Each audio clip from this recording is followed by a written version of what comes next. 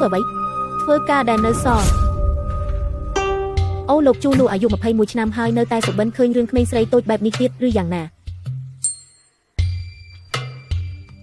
អ្នកជានរណាទៅដើរចេញទៅយើងមិនអាចរើសមុខបានទេណាទៅជាមួយគ្នាអូព្រះឲ្យសុបិននេះពិតជាមានភាពស្រស់ស្អាតខ្លះដែរនឹងបើឲ្យនិយាយតាមត្រង់ទៅសុបិននេះមានអារម្មណ៍ប៉ះពាល់ពិតជាខ្លាំងណាស់លោកអ្នកលេងជាទីគោរពលោកបានចូលមកក្នុងហ្គេមដែលមានឈ្មោះថាខ្ញុំនៅជាចំណាប់ខ្មាំងនៅចៅគោតួអង្គរបស់លោកគឺជាចំណាប់ខ្មាំងជូលូហើយភារកិច្ចរបស់លោកគឺត្រូវតែយកឈ្នះលើក្រុមចំណាប់ខ្មាំងទាំងអស់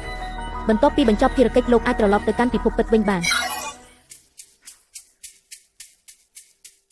នេះមិនមែនជាហ្គេមដែលខ្ញុំទើបលេងថ្មីនេះទេឬ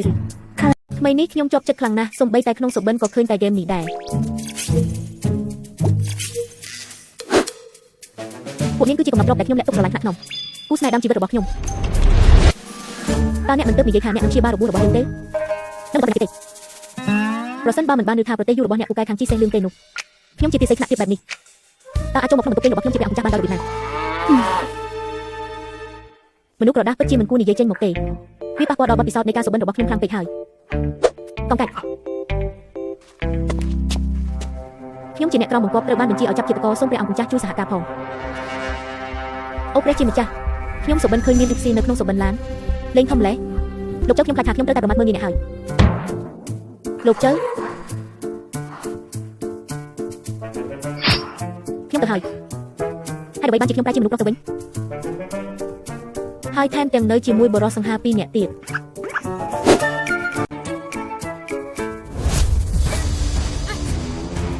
ទៅលេងសាទៅលោកជូតើអ្នកកំពុងតែបំពេញបញ្ជាទេបើនៅតែយឺតយ៉ាប់ទៀតឪពុកនឹងទៅមិនទាន់ទេតាមព្រះរាជបញ្ជាជនសង្ស័យទាំងអស់ត្រូវតែប្រហារជីវិតជាបន្ទាន់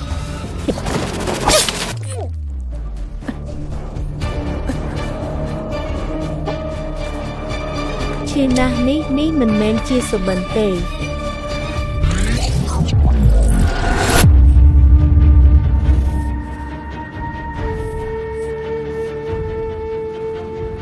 ាមខ្ញុំទៅតាមខ្ញុំទៅតាមសុបិន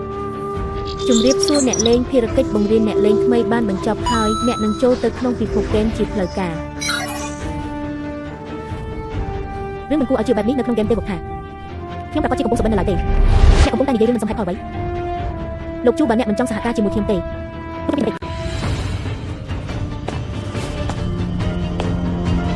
ិធីល្អបំផុតដើម្បីរួចផុតពីសុបិនអាក្រក់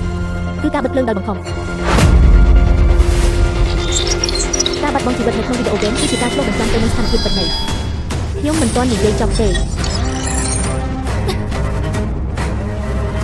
លើកនេះប្រហែលជាបានហើយមែនទេ